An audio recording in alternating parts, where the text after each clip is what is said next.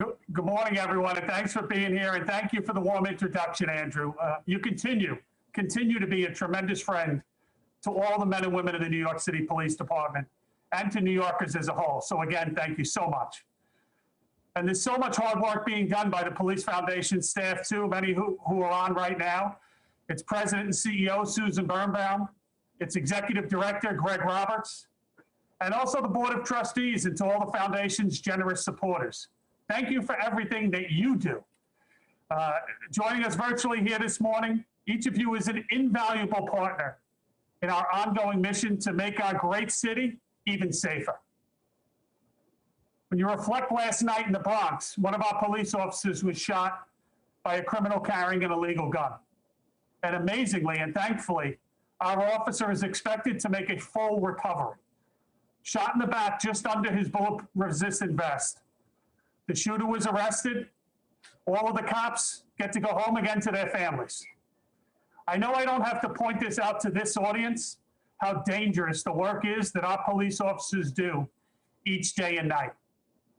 But the whole incident last night really just drives home how much we as a city need to continue to do about the flow of illegal firearms into our city and the real world consequences, or some would say lack thereof, for the criminals who carry and use these firearms with impunity. So far this year, NYPD police officers have made 417 gun arrests across the city. Let me say that again, over 400 gun arrests in the first 3 weeks of 2021. I would argue that we're making far too many gun arrests. We shouldn't have to.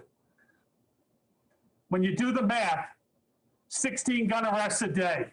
Even more shocking, that's a 75% increase in the arrests versus this time last year. So you really must ask yourself, and I think more people need to start asking this, what the heck is going on with the firearms in New York City this year? What has changed? Well, one thing I know is that the cops are always out there, courageously doing their jobs. They're fighting crime, they're keeping people safe. Doesn't matter whether it's patrol officers, detectives from the gang unit, it's the entire department. The brave officer last night is a shining example. 31 years of age, has been with the department 6.5 years. Very well-respected member of our gun violence suppression division. It's a group whose sole job is to seek out the most dangerous criminals, arrest them, and remove them and those illegal weapons from circulation. They are undoubtedly the best at what they do. Again, I know the NYPD is doing its job. We'll talk later about the criminal justice system as a whole. And is it firing on all cylinders? And sadly, the answer is no. COVID-19 impacting it? Absolutely, no doubt. But other factors as well. In anticipation of today, I was thinking, Susan and Andrew, about last year. Spent quite a bit of time thinking about it last year. Last year's Police Foundation breakfast at the Pierre Hotel. It was held at a time when we were still allowed to sit together, large groups, public places. Little did we know at that time what was right around the corner in the days and the weeks ahead. It's really incredible what a difference 1 year can make. And you could be forgiven if you think that everything we discussed at last year's event, the vision, if you will, that was laid out, innovative new youth strategy, burgeoning success that we wanted to build on and working with other agencies, community groups, and individuals to stem crime together, might have been scrapped because of the year we had because of COVID, as it put the entire world in a stranglehold. But over the last year, a disruption in NYPD service did not occur. In fact, I want you to know about everything that we did accomplish as an agency, despite the massive headwinds that we all faced. Certainly, it was a time to be flexible, to adapt and overcome. And I can tell you that the men and women of the New York City Police Department absolutely rose to the occasion. They did it with a diminished workforce. They did it all while getting shot, sometimes spit on, too many of us sick, and sadly, while losing colleagues and loved ones. Absolutely, absolutely remarkable resilience, dedication, and spirit. And through it all, we kept true to our promise that we will always focus our efforts on New York's young people. It is critical. I said it last year, and I'll say it again today. We put 200 to 300 officers, incredible investment, your investment, into working with kids over the last year across New York City. These youth officers, cops who were many times the only beacon of hope for these children during a very dark time. What else did we do? Well, we transported scores of meals to quarantined families and elderly residents living alone. We identified that right away in February and March that people needed help. And we were there to answer the call. We ensured that Santa Claus delivered too, despite the pandemic. And despite some of the kids' parents, maybe unfortunately finding themselves out of work. And together with the Police Foundation, we took the successful Options Youth Program to an entirely different level. Pairing virtual reality with good old-fashioned communication skills has now seen hundreds of police officers train thousands of kids across the city. The kids are teaching us a great deal too, there is no doubt. And I always say we cannot do this alone. And the good news is with the Police Foundation and with your support, we don't have to. As Andrew mentioned a few moments ago, initiatives like Crime Stoppers, Gun Stop, the International Liaison Program, most recently ABLE, which is training that helps diffuse escalating street encounters, but also teaches a new mindset within the agency to step in when you see something wrong, have all been launched and supported by the Police Foundation. It's collaboration like this that enables the NYPD to sometimes regain the trust that unfortunately has been eroded. And that is, at its core, the most important part of neighborhood policing. The basis of our crime-fighting philosophy is the fundamental principle that we must continually strive to prevent and respond to criminal acts and protect life above all else. So let's talk about an example of that. December 13th, Amsterdam Avenue in Harlem, right on the steps of the Cathedral of St. John the Divine. Seems like a long time ago now, but as the choir finished an outdoor Christmas carol performance, suddenly a gunman wielding 2 pistols opened fire from the top of the church stairs. It was literally something that you would see in a movie. Detective Jason Harper and Officer Daurice Gutierrez of the 26th Precinct were already on the scene and immediately engaged the shooter. Meanwhile, just around the corner, as luck would have it, Sergeant Kensington Cunningham was inside the entrance of Mount Sinai Morningside Hospital a block away. He too heard the shots. All 3 officers did what NYPD cops do, and I couldn't be more proud of them. They went towards the danger. Their training kicked in, and they immediately returned fire while taking cover behind anything that they could find. Some instances, it was a garbage can. Some instances, it was a lamppost, and I can tell you that they wish that lamppost was a little bigger.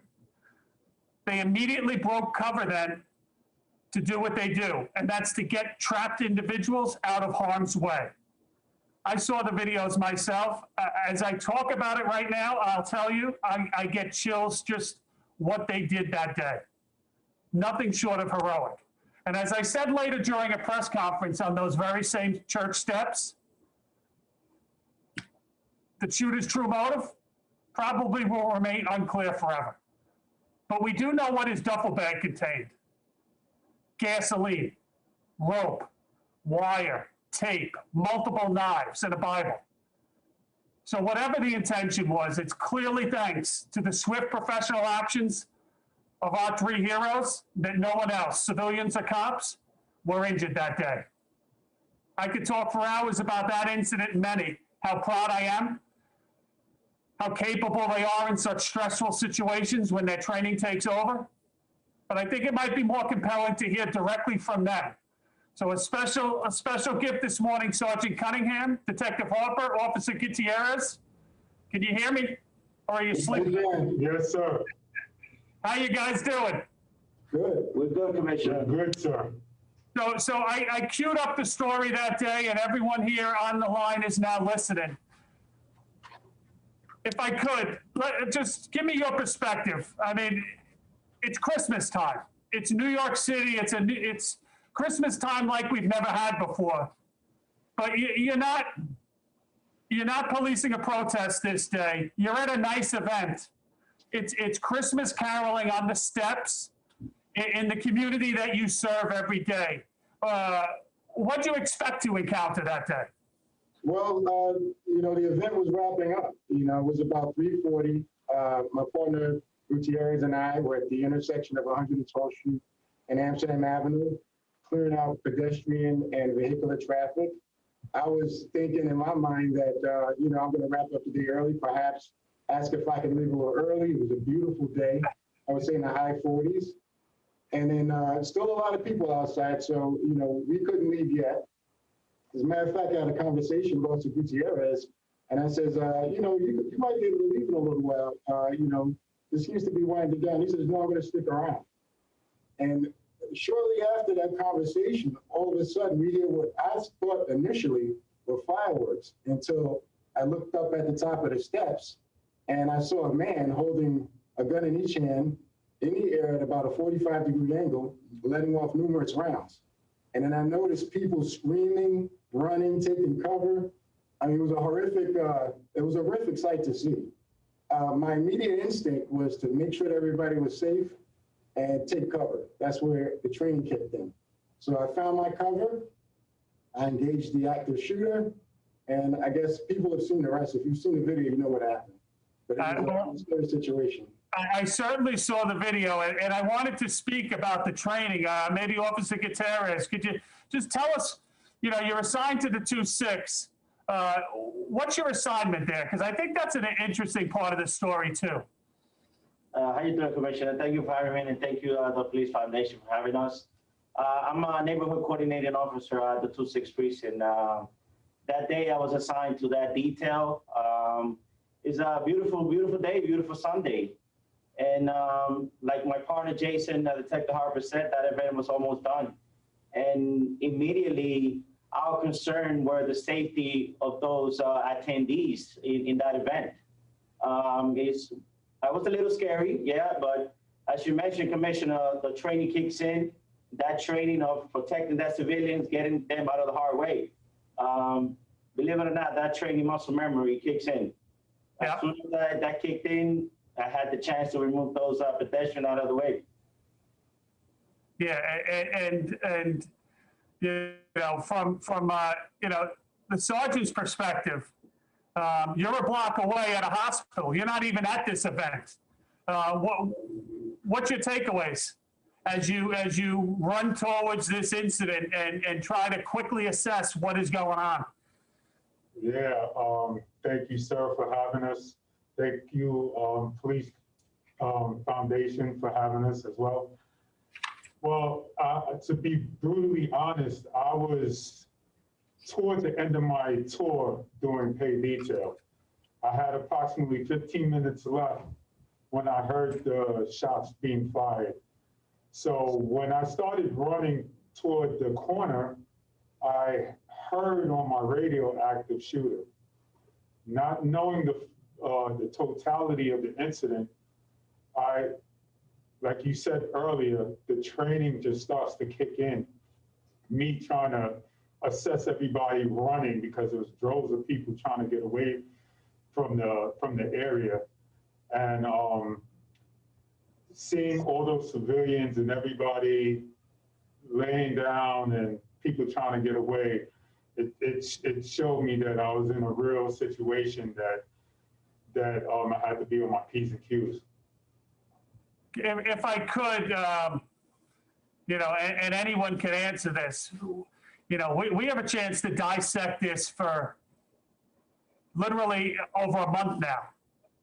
As you look back, if you put yourself in that frame of mind, talk about, maybe Del Reese, how did the world slow down that day? How long did you think it was taking?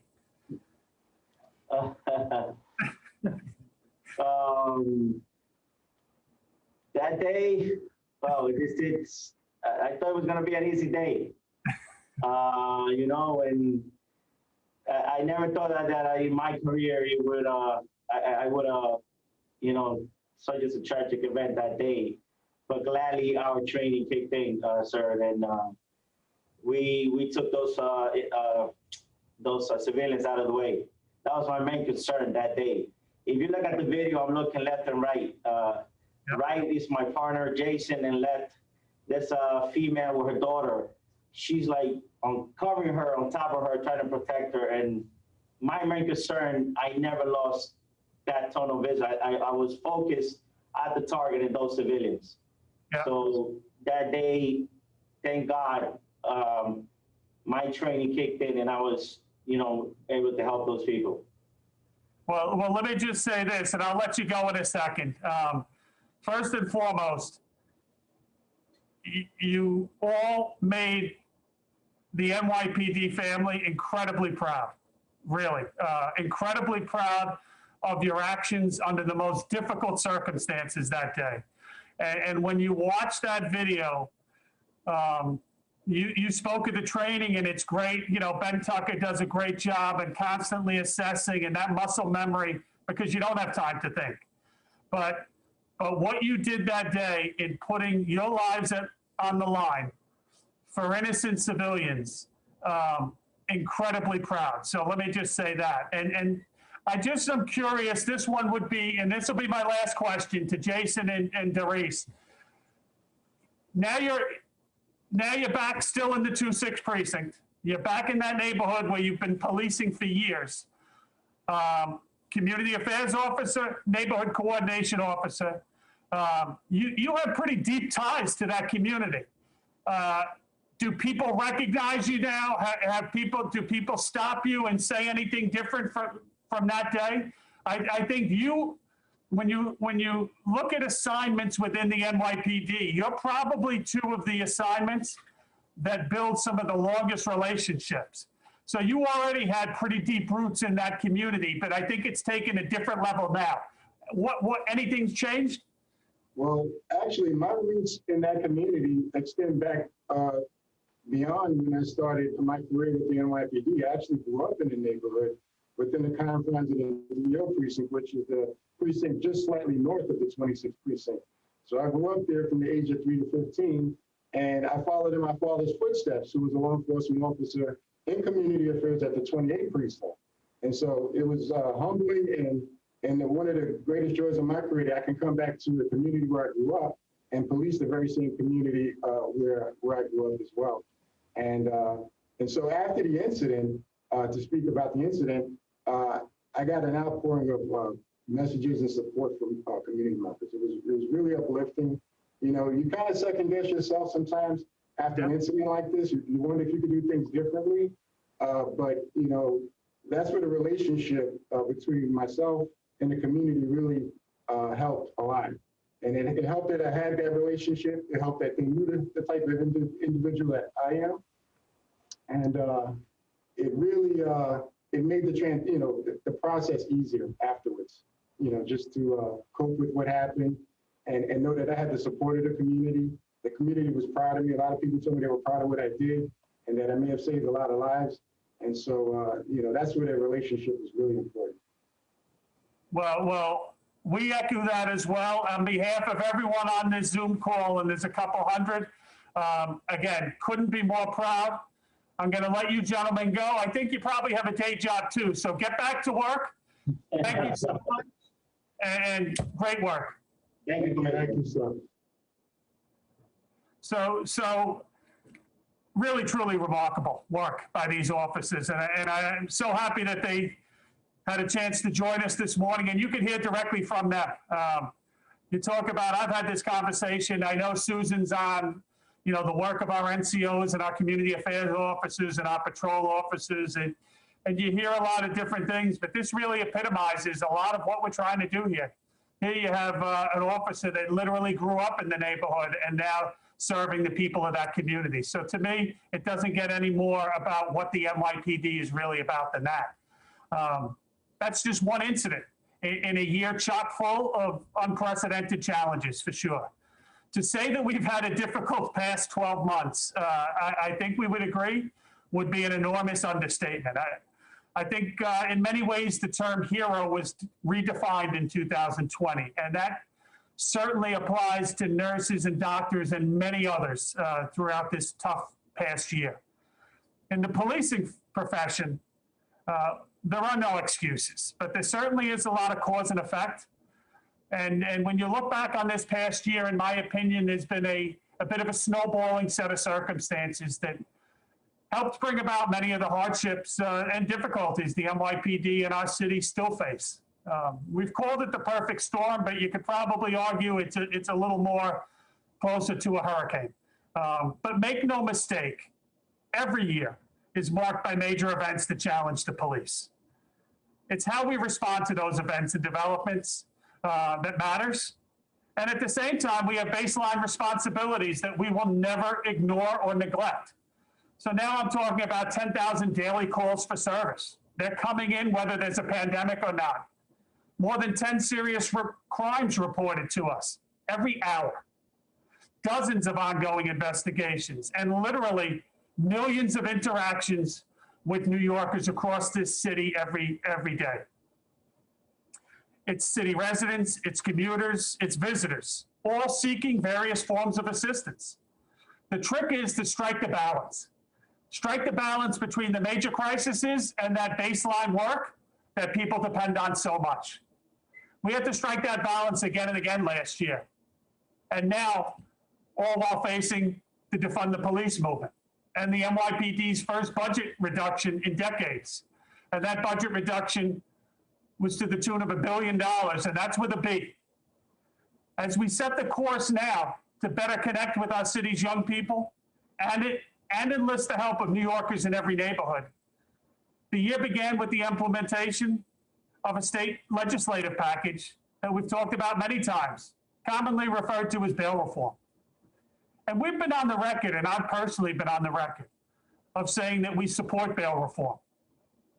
But what we need to, again, address and continue to talk about is the elimination of cash bail, as long as judges in New York have the authority to remand dangerous offenders. And that's something that continues to cause challenges for us. But the legislative changes did not grant that authority. And our ability to deter crime, unfortunately, has been diminished. As many offenders walk free after arraignment, even early in many cases, we're in a cycle where we're seeing the same criminals commit the same crimes over and over again. And facts do matter here. As we look back at 2020 and what we learned, we know that during 2020, rates of pattern crime, robbery, burglary, auto theft, all rose more steeply than they had at any time in the past 30 years. Process that, a 30-year look back at data. By early March, before the pandemic really had set holds here, before the pauses went into effect, shootings had surged already by 23% last year, and overall crime was up 20%. Then came the coronavirus, and it spread within the police department at an alarming rate, no different than it had throughout the entire city, our nation, and the world. Ultimately, the NYPD lost 48 members of our family, 34 civilian members, 8 uniform members, and 6 auxiliary officers. And every single one was a profound tragedy. Since March, the current count is 9,200 members of our department have tested positive for COVID, 9,200. Thankfully, over 8,200, it's about 90%, have already returned to work. And that includes now me. As of this morning, we have 8 members that are hospitalized with COVID, but thankfully, all in stable condition. By early April of last year, we had a 20% sick rate within the NYPD on the uniform side. It was the highest rate we've had in modern history. We've never seen anything approaching that. We're normally at about 3% at the top. At the same time, the NYPD was asked to enforce emerging regulations on mask wearing and social distancing, created challenges, no doubt. But we managed the crisis with a minimum of enforcement. 400 summonses issued with over 1 million encounters. Most of the time, what did we do? We cautioned people. We educated people. And you ready for this? We handed out over 11 million masks. And then the George Floyd protests began. Highly decentralized events, not really any identifiable leaders or coordination with the NYPD, despite our efforts to do that. To give you a size and a scope here, we had 640 separate demonstrations in a 3-day period at the end of May. Some of them, not all, but some of them devolved into violent conflicts with the police. Again, led by a small subset of protesters trying very hard to provoke conflict. 4 days into these protests came an outbreak of severe looting, centered in Manhattan, but also spread to the Bronx and downtown Brooklyn. It was unlike anything we've seen in recent memory. You'd have to go back to 1977 to the blackout. We moved swiftly to squelch that looting, accomplished within 3 days, 3 days too many. No small accomplishment considering there were thousands of looters swarming commercial properties on the nights of May 31st and June 1st alone. But likewise, we were able to calm the protests by the end of the first week of June. And relative peace was restored. And the mayor thankfully was able to lift the curfew. But the spring also now saw a steep escalation of violence. In the month of May, we hit 100 shootings in New York City. It's the first time we hit 100 shootings in New York City in 44 months. We knew what was coming. In June, shootings exploded, up 133%. The trend unfortunately continued in the summer and fall, and we ended the year with nearly twice as many shootings as the year before, with murder increasing by almost 45%. By the late fall and early winter, gun arrests in New York City by our police officers and detectives were running more than double the previous year's numbers. Back to that problem we started talking about, of released gun offenders facing hypothetical deferred penalties that have little impact on deterring future violence. Again, and we all sound like a broken record on this, but people who carry illegal firearms in New York City, it's quite simple, must face consequences for their actions. Since the mid-1990s, the NYPD and CompStat, and building on successes, has an extraordinary record of controlling gun violence. Even with last year's spikes, we're down 71% from the highs in 1993. And given that record, and all the strategies in place and continuing to evolve today, I am more than confident that working in partnership with our district attorneys and a criminal justice system that is clicking on all cylinders, we can absolutely get this problem under control this year. And meanwhile, officers on patrol continue to strike that balance, continue to protect victims in every way they can. They're interviewing domestic violence survivors. And at least 2 occasions in the last 6 months, in November and December, while they were aiding domestic violence officers, perpetrators came back to the scene unprovoked and shot at and unfortunately struck our officers. There was really so much to be thankful for when it wasn't much worse with those incidents. And I am incredibly proud of the members of the greatest police department in the nation for all the work they do. Much of it, though, may never find its way onto a newspaper page, and I think we realize that. But some of it really is quite easily quantifiable. In fact, let's watch a real brief video that summarizes our recent history, probably better than I can ever explain it.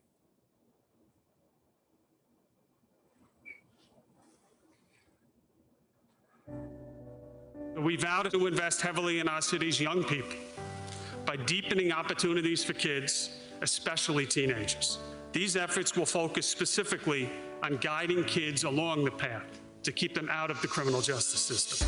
It's time to think about how we can equip and enable our police to help young people steer free of a first act of criminal behavior.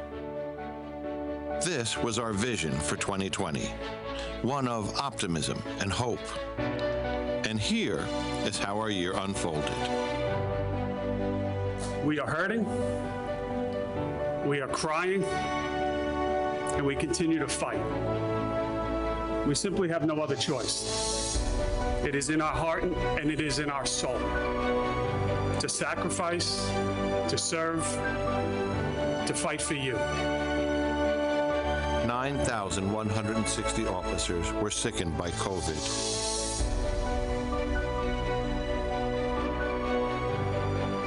The challenges kept mounting. In facilitating 646 protests, we saw 432 officers injured and $62 million lost by burglarized city businesses. Yet, our officers never stopped moving forward. They also managed to distribute 11,419,439 protective masks, deliver over 55,000 meals to public housing residents, answer 163,279 calls for emotionally disturbed people citywide, and seize 4,280 illegal guns. Announcing a proposal to cut $1 billion from the New York City Police Department. And when New Yorkers called for help, the NYPD was always there. We made 919 rescues, delivered over 100,000 gifts to needy children, responded to 6.2 million 911 calls, with a fleet of vehicles that has logged a combined 314,223,000 miles. Hard to imagine in a city our size. Oh, and we reshoed our horses 2,096 times. Because this is who we are, and we're hopeful for the year ahead. With our increasing diversity, focus on youth, domestic violence officers, and precision policing to continue suppressing gun violence. Your police, the NYPD, always here for you.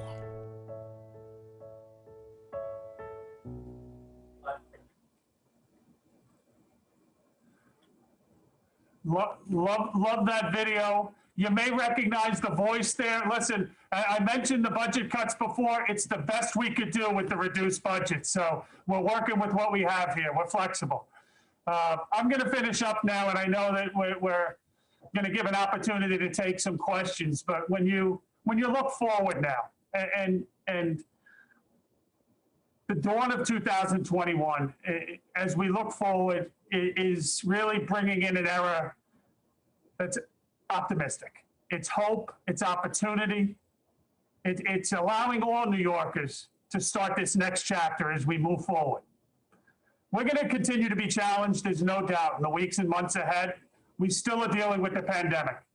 And even as we proactively address some increases in crime and work to improve the strains that still exist between the police and some communities. I mean, you can have both things. I think they both exist. I think we have great relationships throughout New York City, but we also need to get better. So I don't think those things are mutually exclusive. But each time that we faced tough times in this city before, we've rebounded.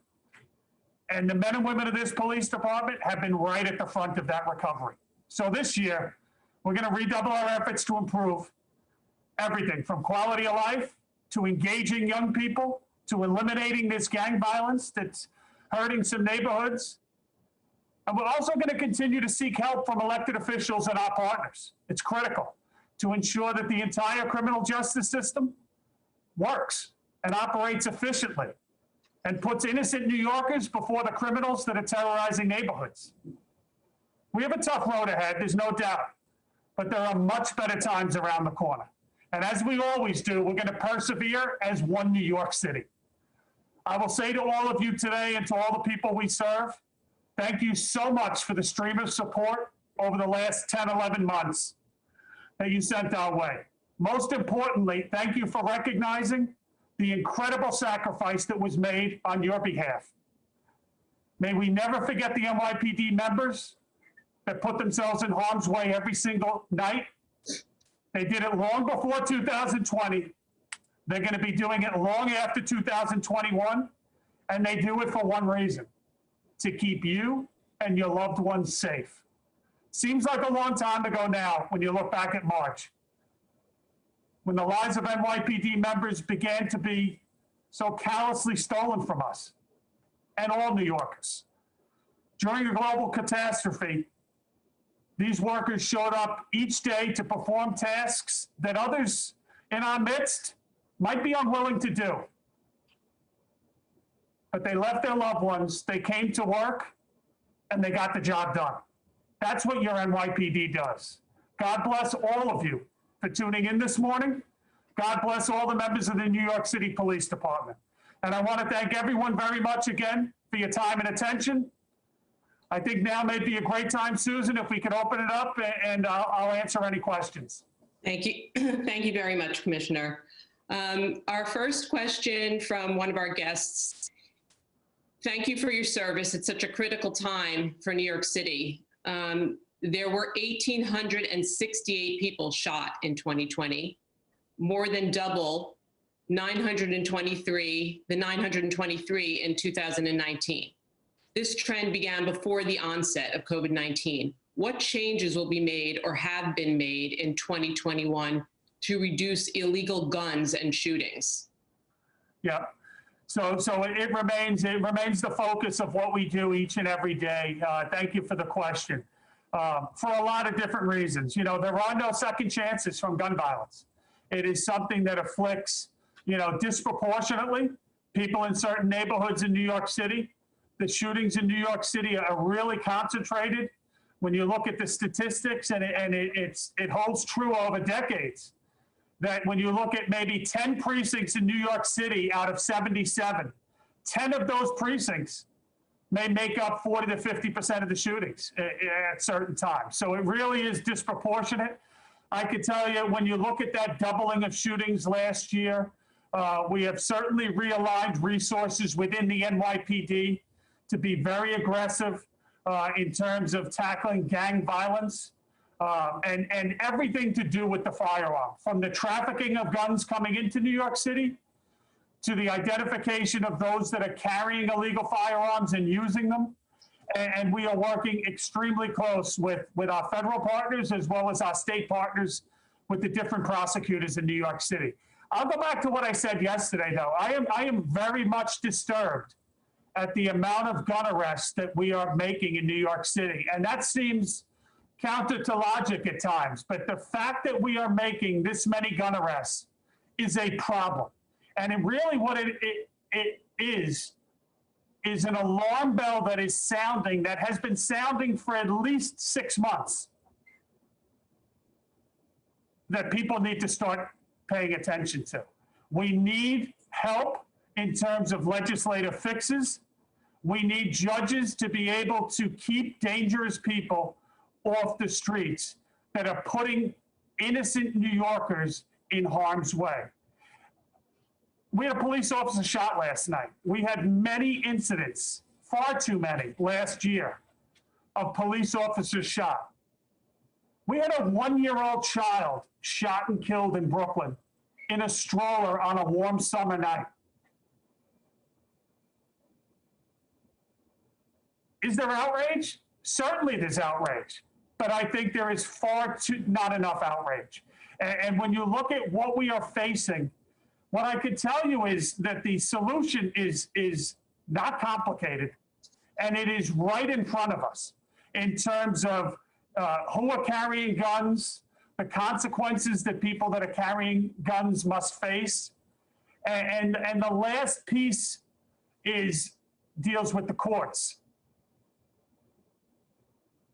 You know, whether you want to blame the police department, blame the police department too. But society has failed when we have a broken criminal justice system over the last 10 months, and that is not considered essential, in my humble opinion. It is at the base of what government exists for, to keep people safe and to ensure that people will have an ability to walk outside without fear of being robbed or shot. We must get, and there must be more calling to get a normalcy return to the court system, to get a functioning criminal justice system. That is not a luxury, that is a necessity, and it's got to happen soon.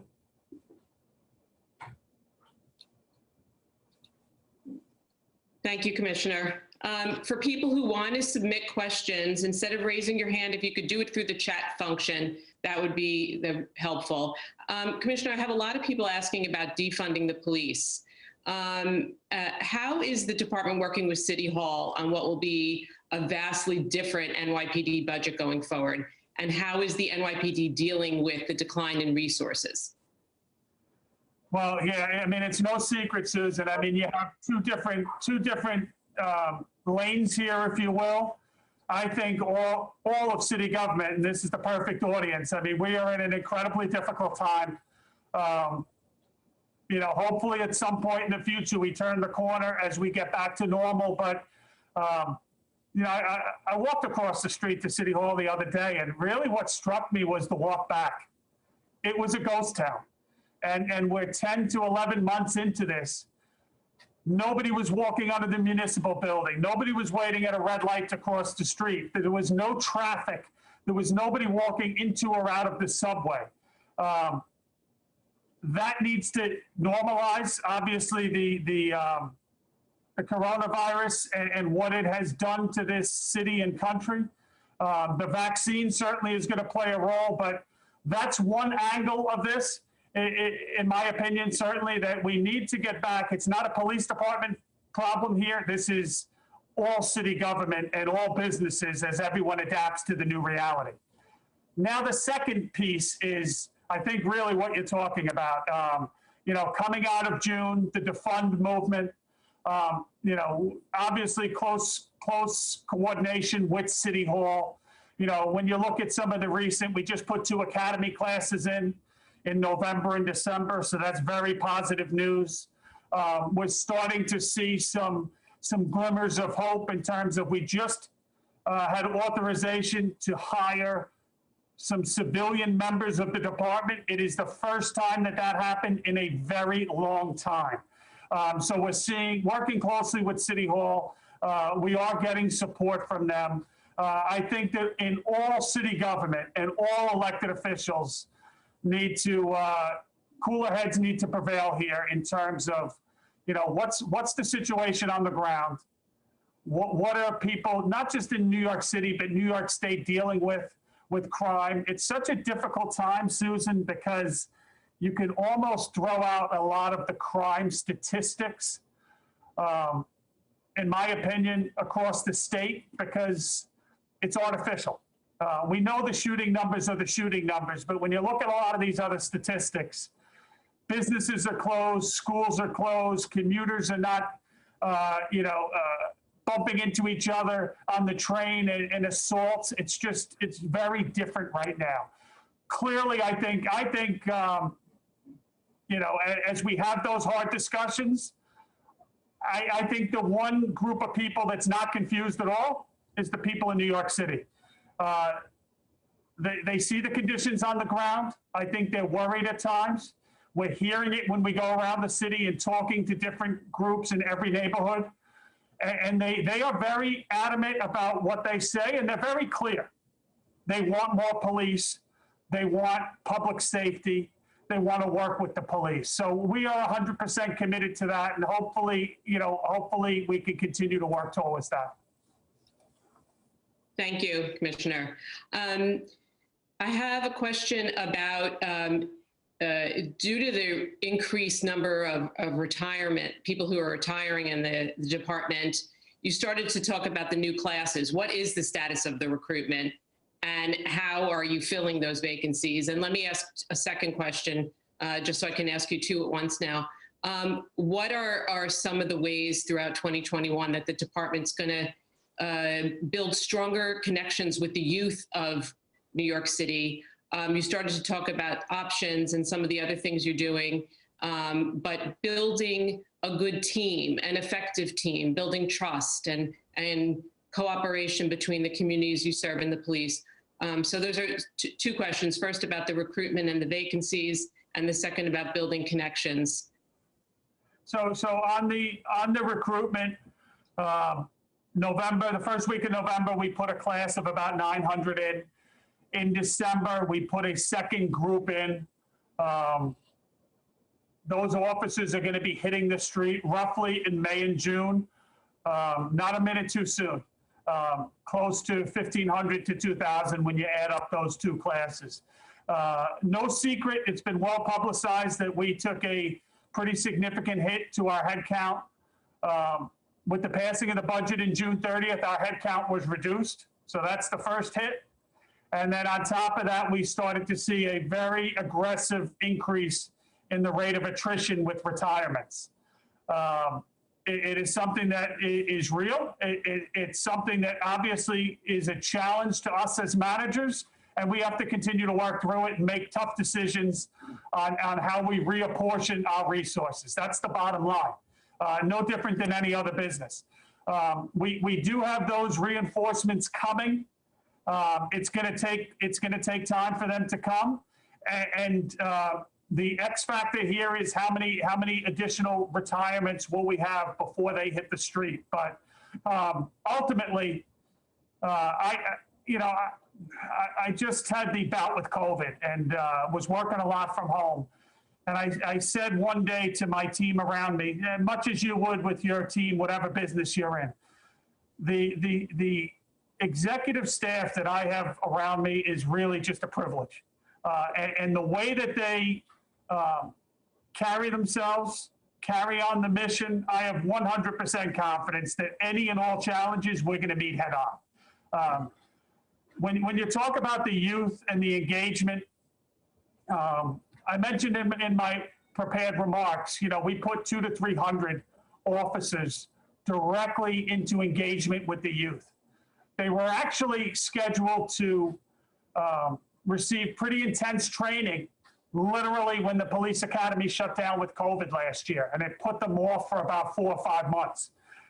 But in July, that training was completed and they hit the ground running. Susan, the amount of work that this group of officers has done is really impressive. I mean, I could give you story after story. We put out a story this week, and it's an anecdote, but it really encapsulates what we're trying to do here. It was connecting with a young man who unfortunately had an interaction with the criminal justice system. And rather than push that young man away and let the criminal justice system take him on a path, whether it was going to succeed or not, the NYPD youth coordination officers stepped in. And what they did is they developed a relationship with him and his family.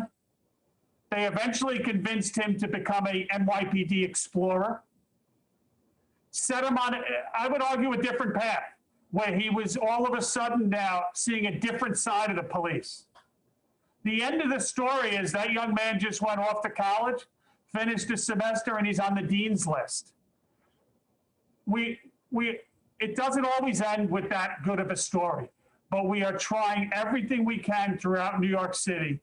Our Twitter pages are full of it, from creating sports leagues, from the options program, from advocating on behalf of youth that they need opportunities, they need training, they need job opportunities down the road.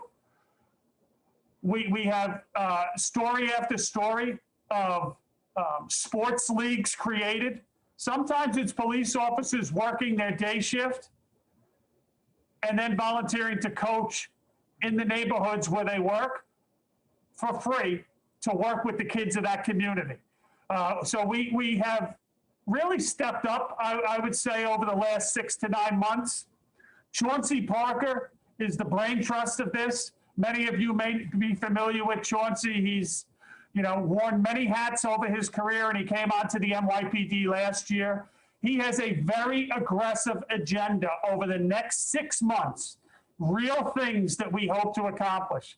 Everything from taking dilapidated basketball courts in New York City housing, working with the Housing Authority, the NYPD, federal authorities using forfeiture funds, and turning it into something positive. We've already started that. From taking ball fields throughout New York City and activating public spaces that currently sit unused. We have, Susan, you're well aware of the Rockaway Colts story. That's a story of NYPD officers working with the Board of Ed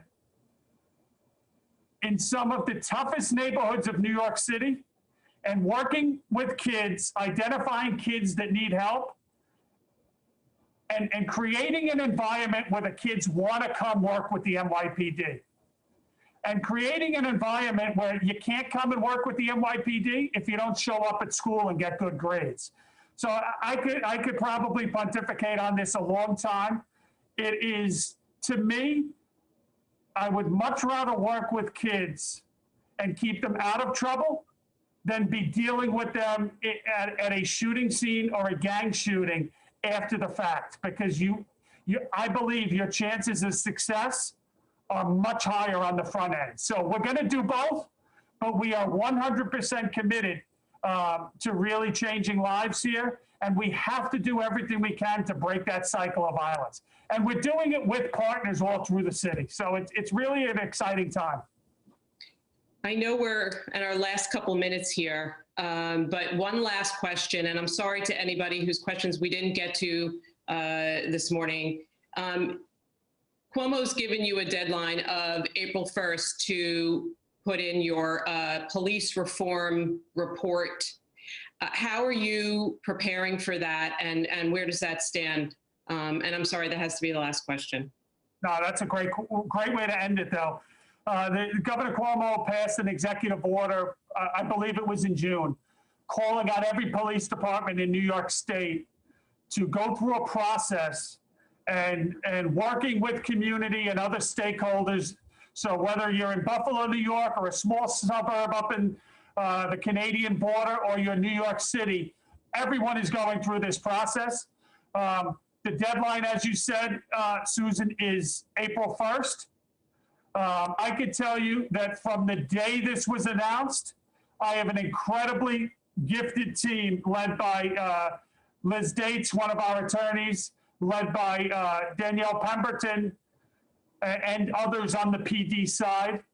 We took the step of partnering and asking some outside entities to work on this with us.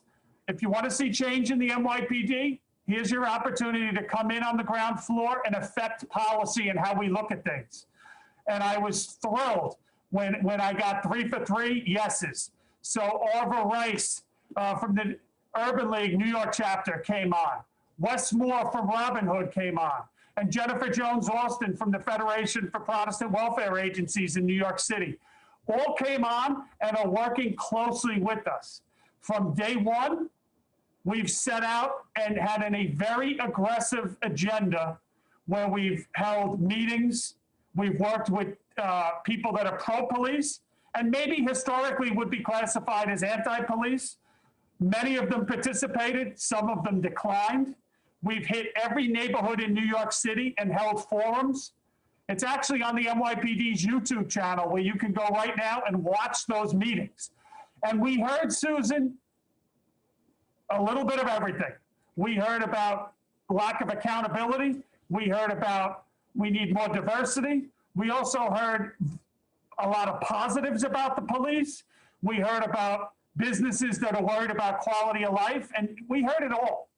I can tell you that right now with that looming deadline of April 1st, there is no way, take it to the bank, that the NYPD would be late for any deadline that sits at April 1st. However, this is a big caveat.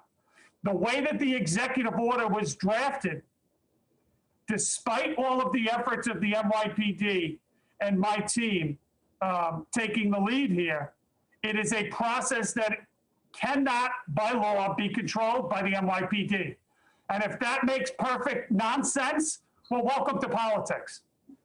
So it has to go through, it's controlled by City Hall. It has to be ratified is probably the wrong term, by the City Council. We are working very closely with all parties. I anticipate that the report will be out by April 1st. And if for some reason, which I don't expect to happen, that it won't be, we will release a finding of what we learned during this process anyway, because I think it's important for everyone to realize how much work we put into it, how serious we take this, and how we're listening to people across the city. One example, and I'll end here, Susan, is the mention of the Civilian Complaint Review Board and the discipline matrix that was in the news last week. We have a lot of people that have a lot of concerns, and I think I've done a decent job of listening to those concerns. As one change that was made last week, myself and Fred Davey entered into an MOU, basically saying, hey, we're all in agreement here. Here is what standard penalties should be. And if we're all in agreement, the expectation should be, this is what the penalty is going to be in those rare occurrences when somebody does something wrong. I think that's worth mentioning too, because when you look at civilian complaints across New York City, what the paper doesn't put on the front page is they were down 25% last year. The paper doesn't say that they've been trending essentially down historically. In fact, one of the monitors that is in place over the NYPD put in one of their reports, which is public, and basically said, hey, the occurrences of interactions with the public and the occurrences of civilian complaints kind of proves that it's a rare occurrence when the police are doing things wrong. That will never make page one, we realize that. But it's important to know this. It's important for the public to have trust and faith in the police department. When a cop does something wrong, they should be held accountable, whatever that is. Me agreeing and saying publicly last week that when that happens, we will follow the discipline matrix. And if for some reason I don't, I am publicly going to post for the entire public to see why I didn't follow it and what my methodology and reasoning was. Directly came out. So I bring that up as one example. There's already some good concrete things that we think are going to go a long way to restoring trust coming out of that process. And we look forward to the final report on April 1st. Thank you, Commissioner. Well, we have our faith and trust in you and the department, and thank you very much for your time this morning. And I want to also thank all of our cops that we honored today. And I also want to thank our chairman, Andrew Tisch, and our vice chairman, Ben Winter, and all of our trustees and guests that joined us today. And I'd like to thank my staff, especially Taylor Kahn and Isaac Rothbart and James Andrews for their support in today's presentation. Susan? Yes. Can I just make one more comment? Absolutely. I have one wish for 2021. Yes. If anyone in the Mets is listening, can we go World Series? Go Mets. All right. Thank you. That's a great way to end. And thanks, everybody. Have a great day. Bye-bye.